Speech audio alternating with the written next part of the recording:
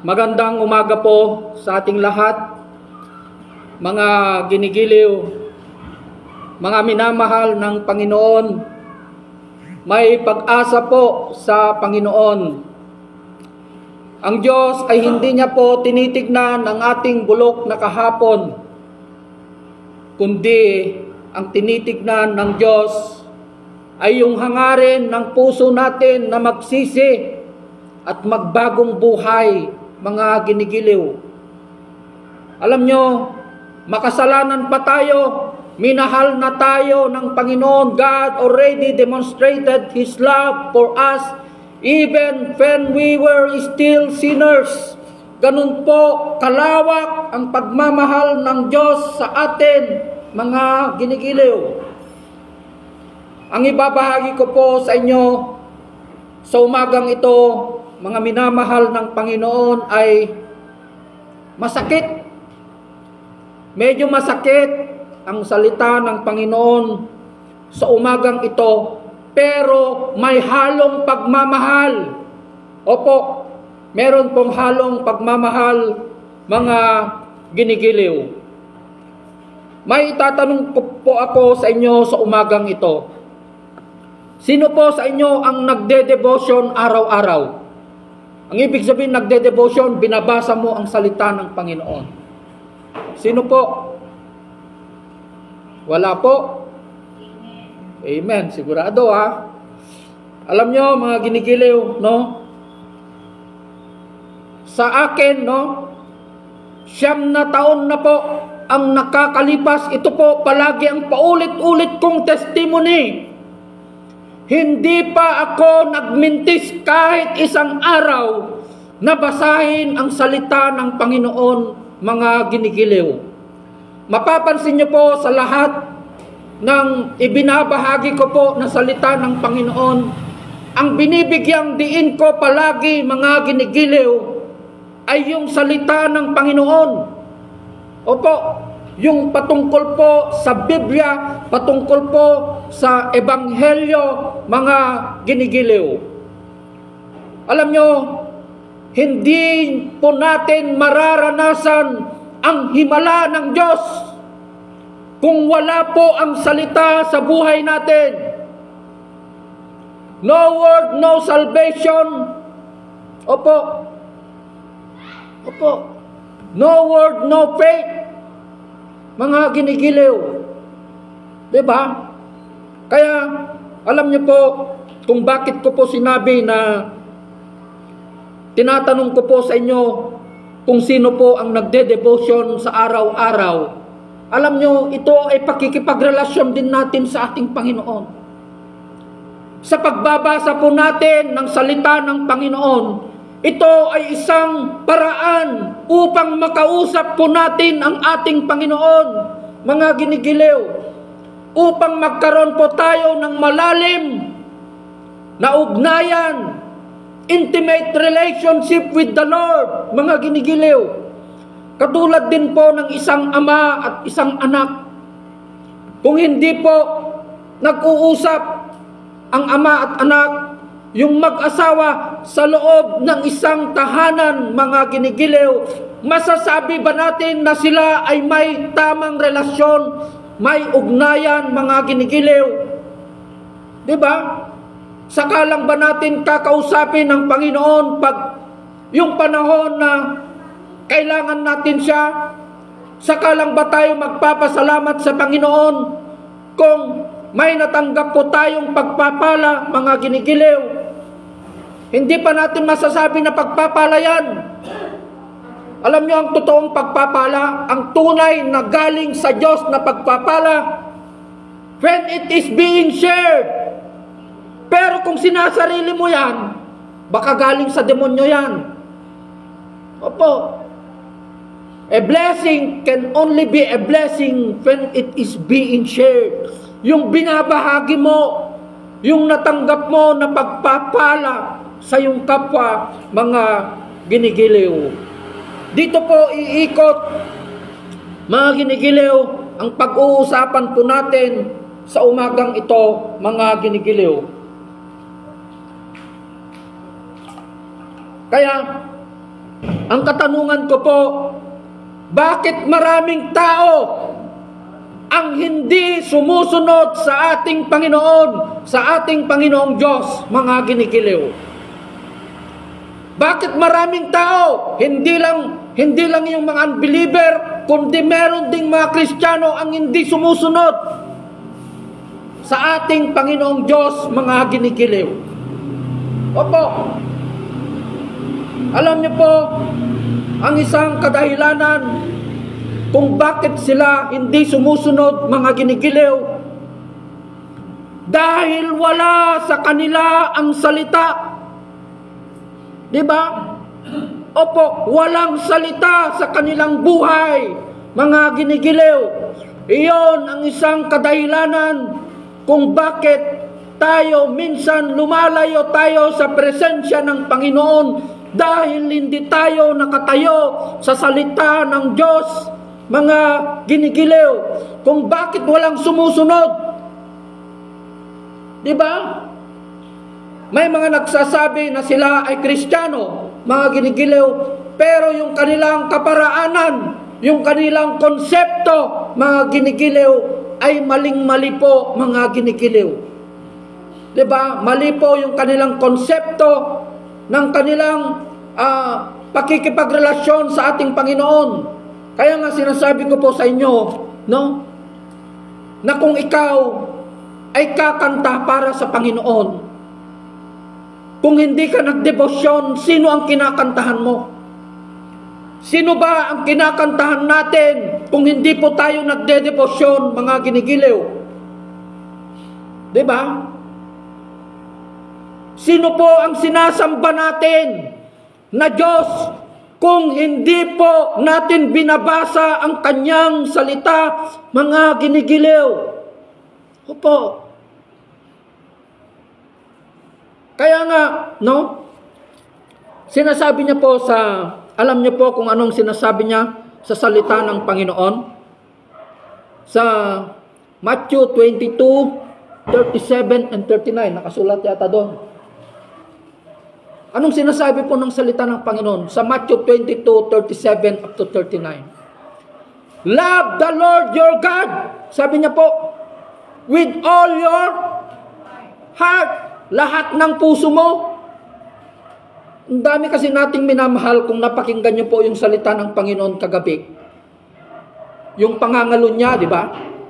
Yung babaeng nahuli sa pangangalo niya. Tayo rin. Ang dami nating inaakusahan na tao, nag-aakusa tayo ng ibang tao, mangangalo niya yan.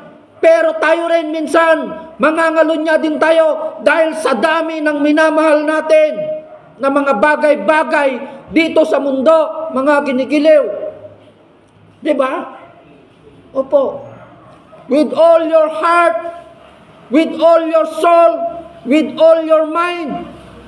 Panginoong Diyos ba ang iniisip natin araw-araw? Kinakausap ba natin ang Panginoon sa pamamagitan ng kanyang salita sa araw-araw po nating pamumuhay, mga ginigiliw? Opo. With all your strength, sa lahat ng iyong kalakasan. Diba? Opo, sa lahat ng lakas natin. Glory to Him alone. Diba? Kaya natatandaan ko po yung, alam nyo yung foreman, first time na makita ko po sila, yung foreman ng engineer dito sa church na ito, pagpunta ko dito, talagang pinapawisan na siya. Tapos sabi ko sa kanya, ang sipag mo, sabi ko, ang sipag mo naman bro. Sabi ko po sa kanya, para sa pamilya, pastor. Nagsisipag ako para sa pamilya, sabi niya. Eh di wow, sabi ko sa isip ko, hindi naman niya alam ang salita ng Panginoon eh. Di ba? Gagamitin mo ba yung kalakasan mo para sa iyong pamilya? Anong sabi ng Panginoon? With all your strength, do it all for the glory of God. Di ba? Lord, nagtatrabaho ako para sa iyo. Di ba? Lord, para sa iyo to. Kaya nga dapat magkaroon muna tayo ng, vertical ba yung pataas? Dapat magkaroon muna tayo ng vertical relationship sa taas sa Panginoon. Ang ibig kong sabihin, mga ginigiliw, dapat magkaroon muna tayo ng tamang relasyon, vertical relationship sa taas, upang sa ganon, pag tama na po ang relasyon natin sa taas, ibibigay ng Diyos ang tamang relasyon natin horizontally. Ibibigay niya yung tamang relasyon natin sa ating pamilya, sa ating kapwa, mga ginigiliw. Diba? Maraming nagsasabi, mahal nila ang Diyos. Diba? I love God. Pero ayaw naman nilang mahalin yung kapwa nila. Diba? Paano mo sasabihin na mahal mo ang Diyos na hindi nakikita? Yung kapwa mo na nakikita mo, dalawang mata mo, hindi mo kayang mahalin. Diyos pa kaya na hindi nakikita, mga ginigiliw? Diba? Opo. Kaya wag nating gawin na relihiyon ang pagiging born again, mga ginigiliw. Wag po. Opo, wag nating gawin na relihiyon ang pagiging born again, mga minamahal ng Panginoon. Diba? Alam nyo kung bakit hindi sumusunod ang mga, magbibigay po ako ng salita ng Panginoon na matatagpuan po sa Leviticus, no? Exodus yata to.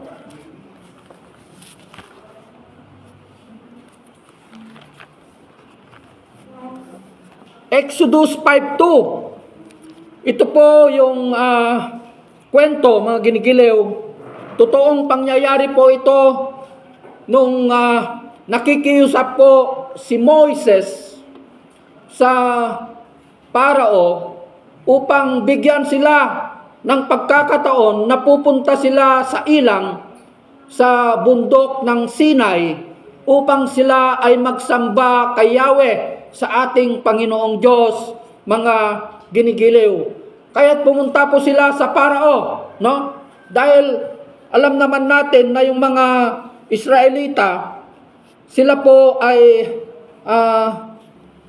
nanirahan sa Ehipto ng matagal na panahon, mga ginigiliw.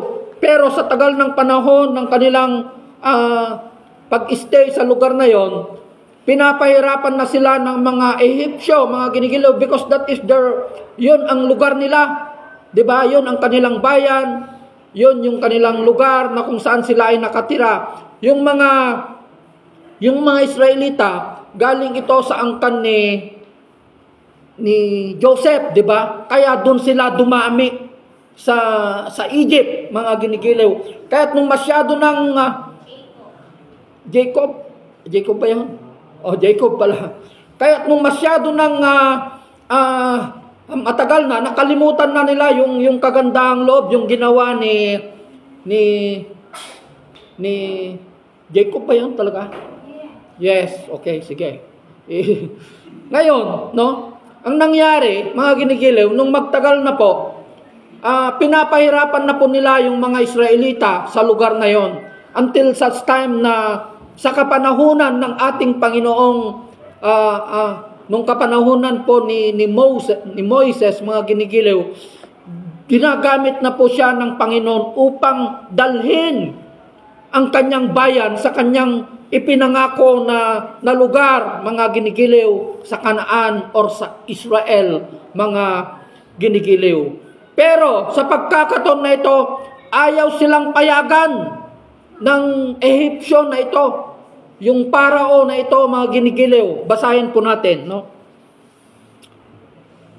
Sa Exodus 5. Pagkatapos nito, nagpunta sa Paraon sina Moises at Aaron.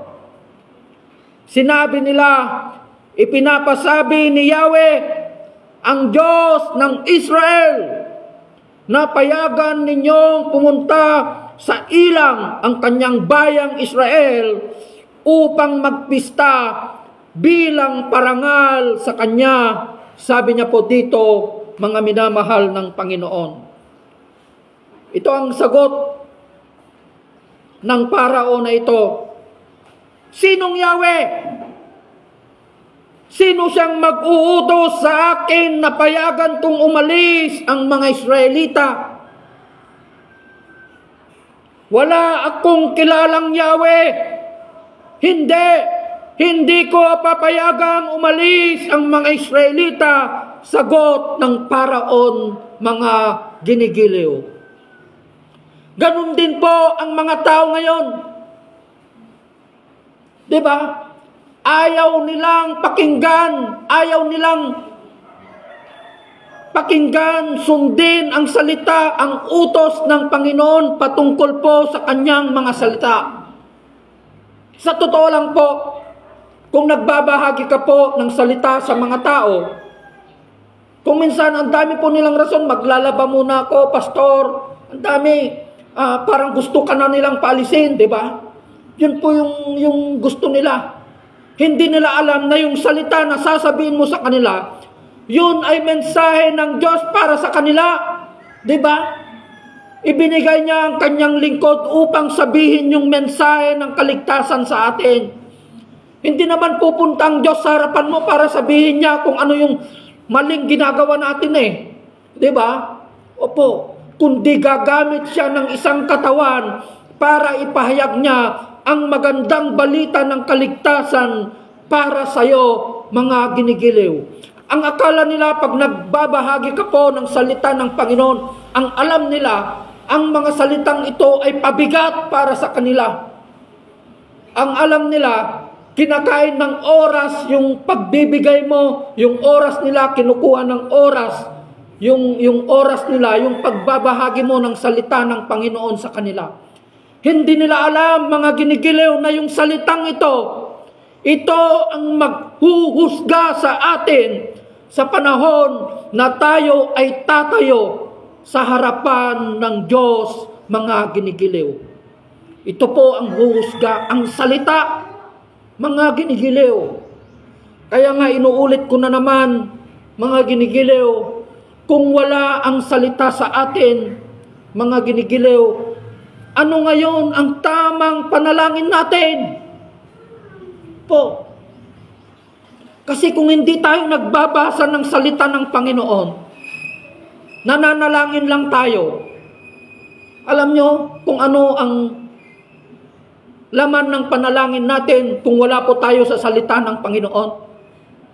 Puro dawat, puro hingi. Lord, gusto ko ng ganito, gusto ko ng ganito, gusto ko ng ganito. Puro ganun na lang yung laman ng panalangin natin. Kasi hindi tayo naka-align sa salita ng Panginoon. Pero kung naka-align po tayo sa salita ng Panginoon, binabasa po natin ang salita ng Panginoon, sasabihin niya po kung ano yung tamang panalangin sa atin sa araw-araw, mga ginigiliw. Kaya nga anong sabi niya sa Matthew 6:33, seek first the kingdom of God and His righteousness. Paano ba yung pagsik natin ng kaharian ng Diyos at ang kanyang katuwiran? Through the word, sa pamamagitan lamang ng kanyang salita, mga ginigiliw. Diba? Napakaraming paraan kung paano ko po ibinahagi ang kahalagahan ng salita ng Panginoon. Kung pinapakinggan nyo po yung mga ibinabahagi ko po sa Facebook page ko, na ang salita na ito ang kapangyarihan ng Diyos sa atin ngayon. Ito, yung kapangyarihan na ito ang pumatay sa isang tao na humawak sa kariton na kung saan nakasakay ang Ark of Covenant, yung kaban ng tipan. Opo. Nung hinawakan niya yung Ark of Covenant na yun, na kung saan nandun ang kapangyarihan ng Diyos, andun yung mana, andun yung tungkod ni Aaron, andun yung kasampung kautusan, na sino mang makakahawak ng kaban ng tipan na yun ay mamamatay. Ang pwede lamang humawak ng kaban ng tipan na yon ay walang iba kundi yung mga punong pari at mga Levita, mga ginigiliw. Kaya't nung aksidenteng nahawakan ni Uza, nagalit ang Diyos, pinatay niya kagad. Di ba? Kaya't yung kaban ng tipan na yon, hindi po naiawi ni David sa Jerusalem. Dinala po nila ito sa bahay ni Obed-Edom. Kaya't ang ginawa ng Diyos, pinagpala niya yung tahanan na yun. Pinayaman niya. Di ba? Pinayaman niya po. Kaya, ano ang sinisimbolo ng Ark of Covenant na yon? Salita ng Panginoon. Pag dinala mo ang salita ng Panginoon sa tahanan mo, nagba-Bible study ka, Lord, ayaw ko na, masyado ng sobra yung pagpapala na ibibigay mo sa akin. Ikaw na ang aatras. Kasi talagang ibibigay ni Lord yung mga bagay-bagay katulad ang ginawa niya kay Obed-Edom. Diba? Kung tama yung puso mo, kung tama yung pagtanggap mo ng salita, mga ginigiliw sa iyong tahanan. Kaya explain ko ito para maraming makalam. Kaya until such time na dumating yung panahon na dinala ng mga pare ang kaban ng tipan sa Jerusalem, gumawa sila ng isang tolda. Andun yung holies of holy, andun yung hindi holy siguro.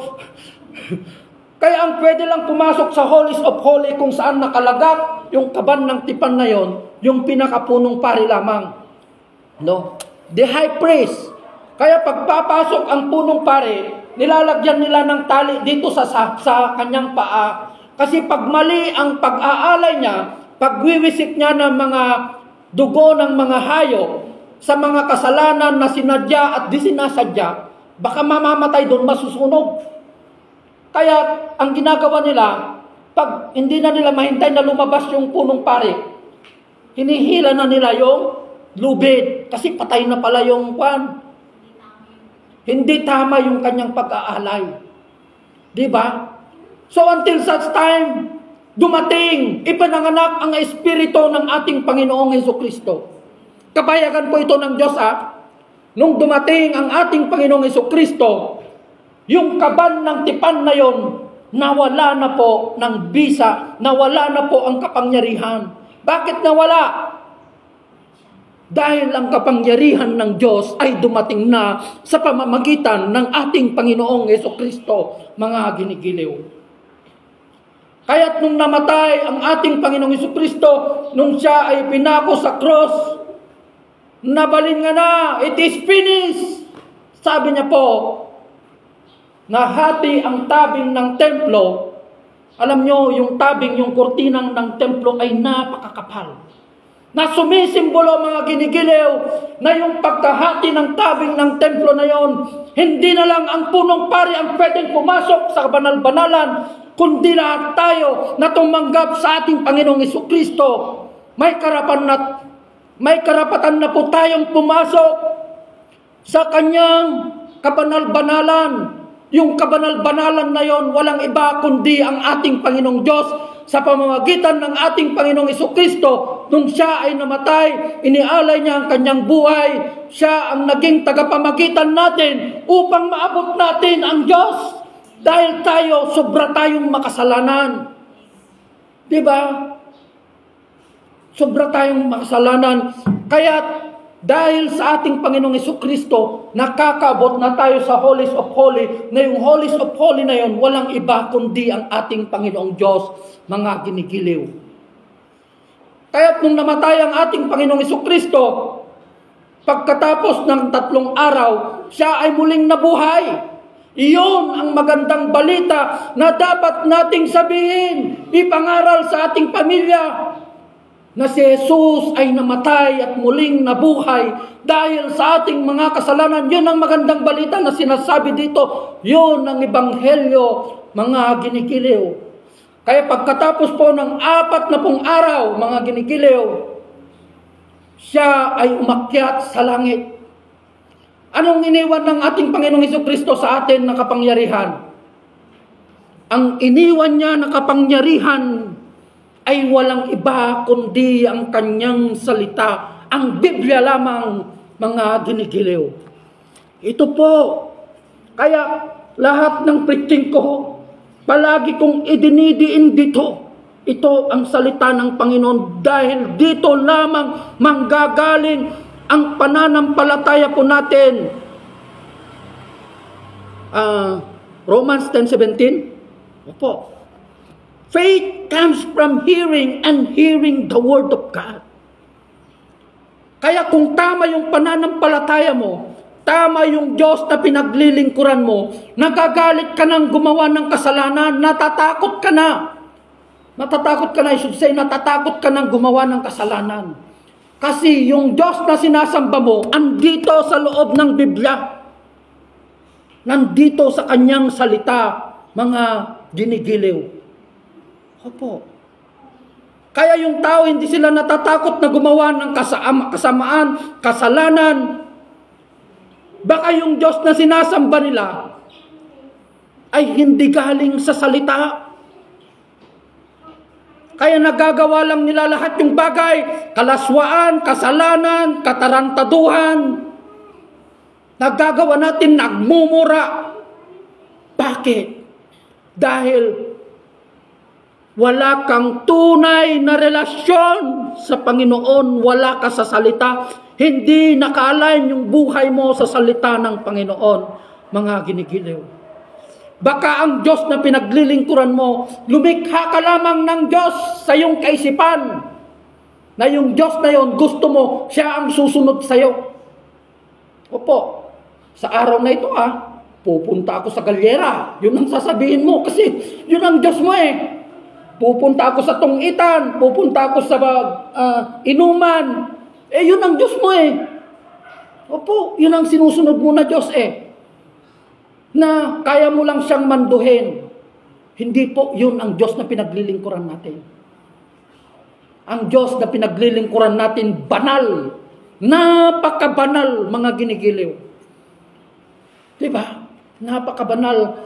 Kaya, ibig sabihin, kung nagagawa mo yung mga bagay-bagay na ito, ibig sabihin, mga ginigiliw, no? Wala kang ugnayan, wala kang karanasan sa Panginoon. Pero kung meron kang karanasan sa Panginoon, nagagalit ka na sa kasalanan. Opo, yun ang isang ebidensya na ikaw ay isang Kristiyano kung ikaw nagagalit ka na sa kasamaan at kasalanan ng mundo, mga ginigiliw.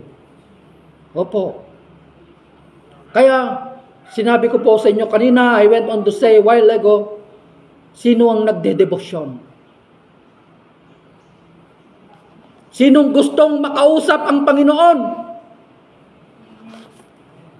Nandito po ang kasagutan.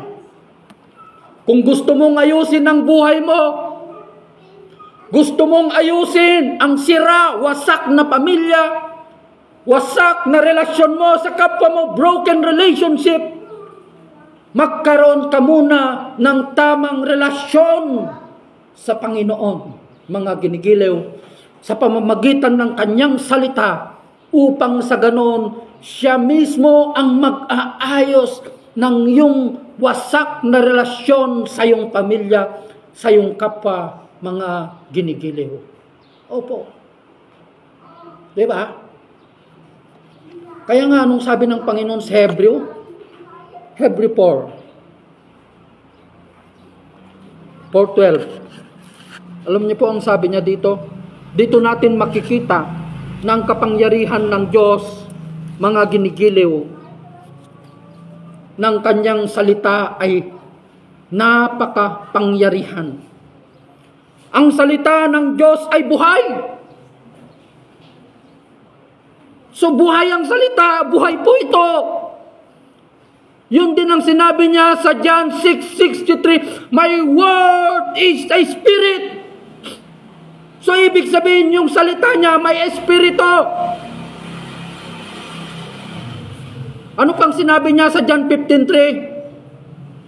Nilinis na kita sa pamamagitan ng aking salita. I have already cleansed you by the word and by the teachings I have spoken to you. Sabi niya po, mga ginigilaw, ang salita ng Diyos ay buhay at mabisa.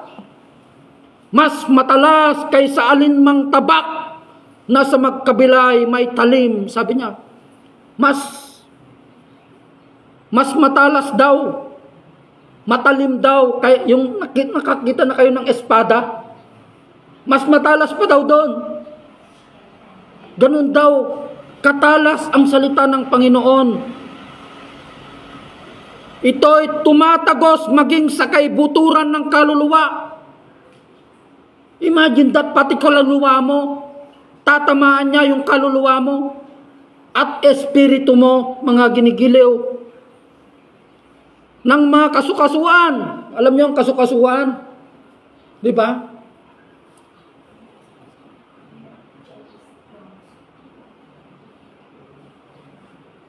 At buto at nakakalam ng mga iniisip at binabalak ng puso.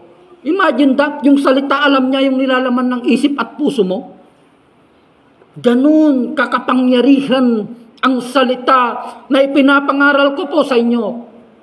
Kaya lahat po ng preaching ko, palagi kong dinidiin ito, mga ginigiliw, ang salita. Walang ibang nakapagbago sa akin. Mga ginigiliw, hindi ang relihiyon ko. Hindi po. Walang kalagtasan sa relihiyon. Walang Diyos sa simbahan. Wala po ang Diyos dito sa loob ng simbahan. Pag alis natin dito, nakasara na po yan. Ang Diyos ay nasa puso natin kung tinanggap mo ng Panginoong Jesucristo bilang Diyos at tagapagligtas ng iyong buhay. Yun ang sinare ko po kagabi kina Harold, ng mga kabataan, sina Cesar, mga ginigiliw. Diba? So kung tinanggap mo ng Panginoong Jesucristo bilang Diyos at tagapagligtas ng iyong buhay, your body is now the temple of the Holy Spirit. Yung katawan na yan, templo na yan ng Diyos. Gusto mo ba yung templo na yan? Gamitin mo sa pagkikipagniig sa isang bayarang babae? Gagamitin mo pa rin ba yung templo na yan para uminom ng alak? Hindi po. Sapagkat wala nang ibang maiaalay pang muli. Sabi niya po sa Hebreo 10:26. Sapagkat minsan nang inihandog at inialay ng ating Panginoong Jesucristo ang kanyang buhay nung siya ay ipinako sa krus, mga ginigiliw. Pero matapos mong malaman ng katotohanan, tinanggap mo ang Panginoong Jesucristo, natanggap mo ang kanyang kaloob, subalit bumabalik ka na naman sa dati mong kasalanan, falling into sin yun. Living into sin, I should say. Bumabalik ka na naman sa dati mong ginagawa. You are putting again Jesus Christ into shame. Ipinapako mo naman si Jesus sa krus. Wala na siya dito. Wala na po siya dito. Ibinaba na po siya. Siya ay muling nabuhay. Pero kung binabalik ka sa dati mong kasalanan na ginagawa, ipinapako mo na naman dyan. Nilalagay mo na naman dyan. Sa kahihiyan ang Diyos na pinaglilingkuran natin, mga ginigiliw. Kaya kung napapansin nyo yung kwentas ko,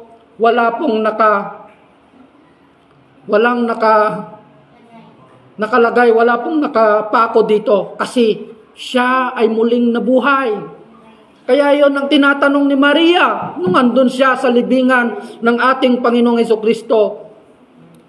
Bakit mo hinahanap ang buhay sa daigdig ng mga patay? Sabi niya. Diba?